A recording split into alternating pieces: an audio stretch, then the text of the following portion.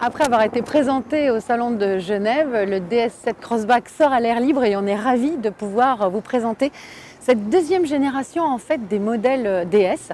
Donc d'ici quelques années sortiront d'autres modèles, il y en a 5 déjà qui sont prévus, mais pour le moment on va se concentrer sur le DS7 Crossback, donc ce grand SUV de la marque qui se veut absolument premium, c'est-à-dire qu'il entend rivaliser avec des Audi Q5 par exemple, mais nous on a choisi de le comparer avec le Peugeot 3008 avec lequel il partage la même plateforme. Ce qui différencie tout d'abord ces deux modèles, c'est le gabarit.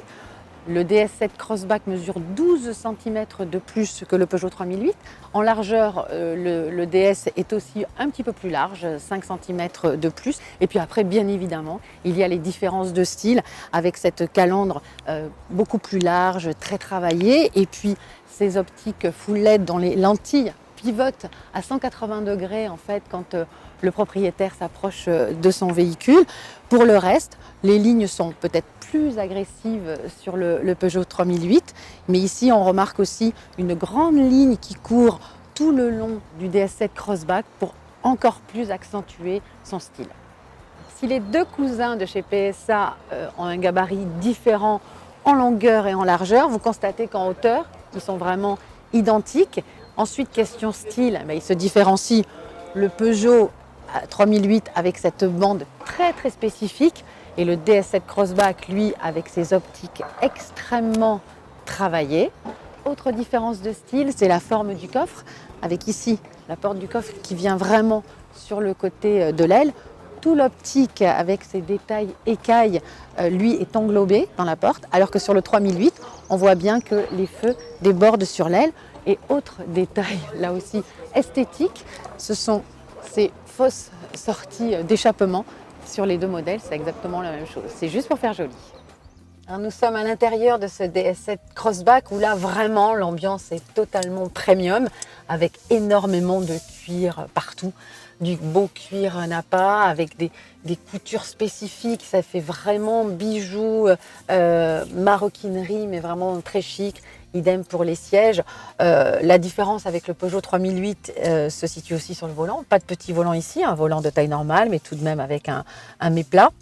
On regarde toujours ces petits détails comme ça, très travaillés, bijoux ici aussi. Et puis cette montre très luxueuse à aiguille. Et un autre petit détail original, c'est que le bouton Stop Start est situé ici. En règle générale, il est ici, au plus près du volant. Dans les différences particulières, il va y avoir aussi la boîte EAT 8, alors que sur le 3008, pour le moment, il n'y a que le AT6.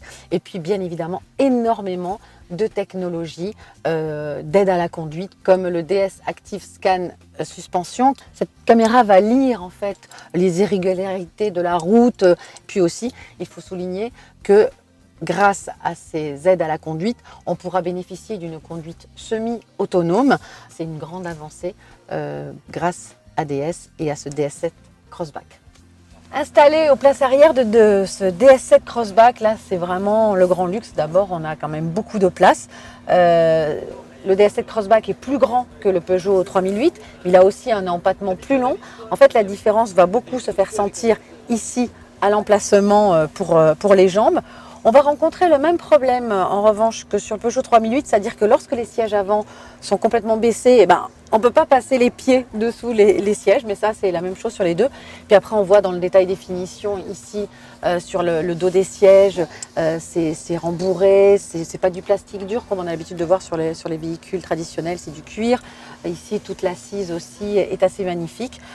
Sinon en largeur et puis en hauteur sous plafond, entre les deux véhicules, le Peugeot 3008 et le DS7 Crossback, c'est la même chose. Côté donc confort comme je vous le disais, un gros plus ici dans le DS, c'est qu'il y a des boutons pour régler les dossiers et les mettre un petit peu plus droit ou plus allongés. Et là, on est vraiment très confort.